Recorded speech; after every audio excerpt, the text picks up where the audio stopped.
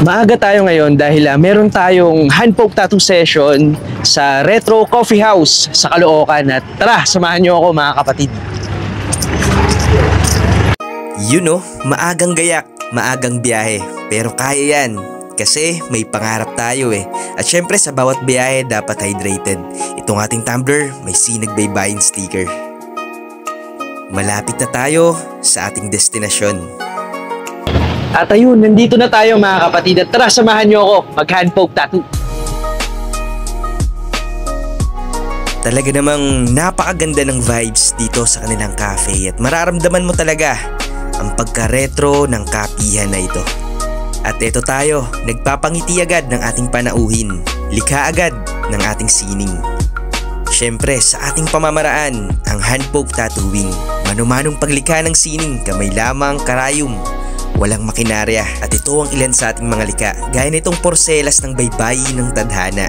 Narito din ang baybayin ng kagalingan at meron itong fern symbol para sa biyaya ng kalusugan, buhay at pananalig. Narito din ang simbolo ng tao-tao para sa kaugnayan, koneksyon at sagisag ng pamilya. Nakakangiti na napapangiti natin ang ating panauhin. At ito naman ang baybayin ng matibay o matatag.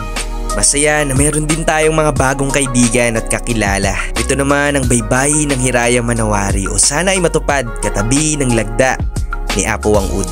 Bago pa ang lagda ni Apo Wang-Ud dahil kagagaling lang nila ng Buskilan, ito ang baybayin ng Padayon.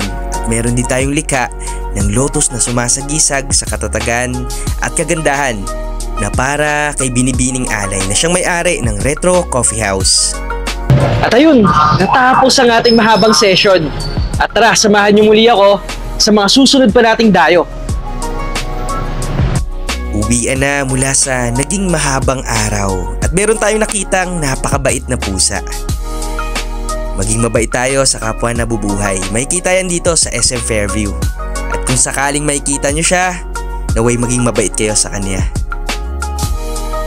At ito muli ang sinagbaybayin at masaya ako na naging masaya ang ating bawat panauhin sa ating pagdayo rito. Magkita-kita tayo sa mga susunod na lugar na ating bibisitahin. Salamat mga kapatid!